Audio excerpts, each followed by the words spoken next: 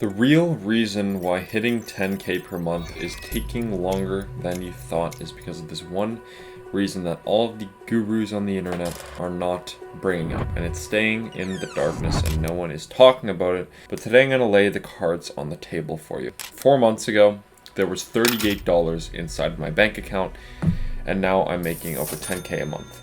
And I'm going to show you the way that I kind of had to restructure my thinking in order to be able to kind of break past that barrier, and the way that I'm kind of dealing with my current situation now, where I'm not necessarily feeling like I'm growing at the pace that I want to. There's a lot of mentality in terms of the reasoning as to why that's happening. So I'm going to kind of just explain this for you. This isn't going to be like some super crazy video that I spent an hour making, okay? But I want to be real with you. So this is how I see this. People are a lot of the time sold the vision or sold the dream of what they want, right? Everyone watches these Iman Godzi videos or to start off their entrepreneurial journey, or those like esque videos, and they're like, this is the life you could have. You could retire your parents, you could move to Dubai, like have a hot girlfriend, whatever the case may be.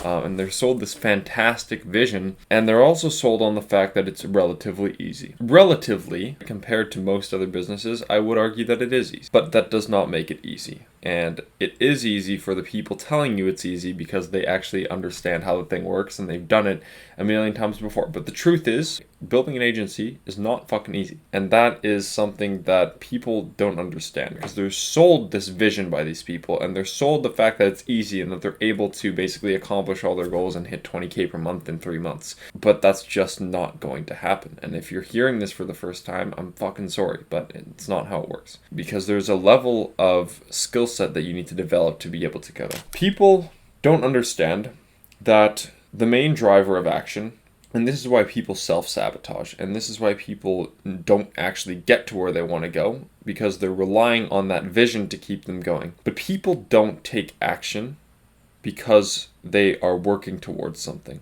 Okay? That's never ever been the driver of human action. It's never been the driver of people wanting to do things. And the reason why you're feeling stuck and why you're not able to take it to the next level is because you don't want to have a vision. Or maybe you do, but it's not the main driver. You want to have something that's so fucking scary that you're running away from. And it sounds cynical, but it's the truth. And that people run away from current situations, not towards future situations. So my goal is to reach 50K per month by the end of the summer. And now, with the way I'm working and the way things are going, I feel like I don't have a full grasp on what that looks like from a business perspective. Because the more money I make, the more I realize that like how much there is to learn and how unaware I am of a lot of things in business in general. And it's a bit of a dichotomy there. It's kind of weird. The more I scale, the dumber I feel. And the biggest thing now is I feel like I'm pushing towards something that like I have an idea of like I want to get there, but there's no real like reason why. It's like I've passed kind of the point of comfort, and I think there's a lot of people that like when they start out, they're in like a somewhat of a comfortable position, and it's not like if they fail, like it's not super, like their goal isn't so far-fetched as to like something that's really going to make them want to go through hell to get it. And that's the biggest problem in this day and age, is comfort. But that's a whole other video. So I think the biggest thing that's actually going to help you move the needle is think about what happens if you fail. So I know that if I fail and I regress and I'm not able to actually achieve what I want to, I might have to go back to school. I might have to actually like get an in-person job. I say actual job like it's not really a job, running a 15K per month agency. Like, it's the fear that you have to have in the back of your mind at all times, that if you know if this doesn't work, then everything was for nothing. And you have to visualize like the shit that's going to happen if you fail. Because I can say all these things like I want to retire my parents, I want to go move to Florida on the beach, whatever the case may be. But none of that is as powerful as the fact that what I'm losing if I fail, which is I'm going to be completely dependent. I'm going to basically be stuck in the situation that I'm in now. I'm going to be not being able to help as many people as I want to. I'm not going to be making the money that I want to make.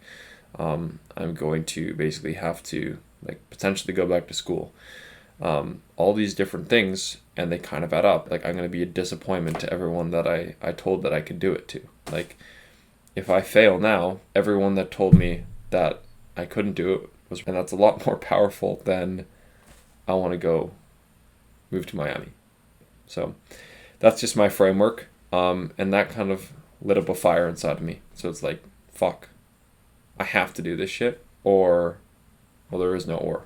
And it's a lot more like motivating, and it's easier to keep like pushing in the direction that you want to go in if you're focused on the shit that's going to happen if you fail.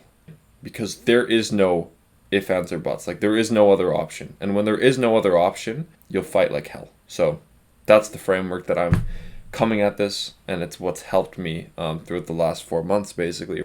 And that's another thing where I started off with like whatever it was, like $5K in my bank account, and then I burnt that within 7 months to zero. I had $38 in my bank account. Like, I can pull up a screenshot. But I think you guys get the point, right? In the last 4 months from that, then I started to grow. I didn't sign a single client until I hit that point. And it's not a coincidence that happened.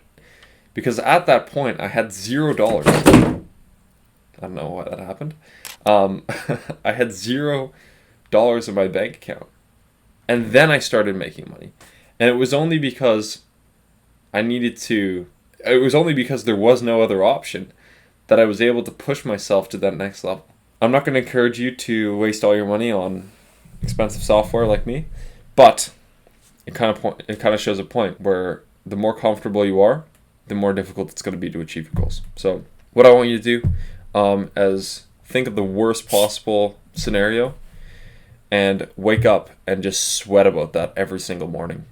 And it's going to feel fucking scary, but the worst position that you put the situation where you fail in, the faster you're going to move in the direction. Okay? So that's my advice. You can take it or leave it. I've done pretty well with it relatively to the rest of the market, and hopefully using that model to scale. So thanks for watching. If you want more appointments, you can click the first link in the description. I'll see you in the next one.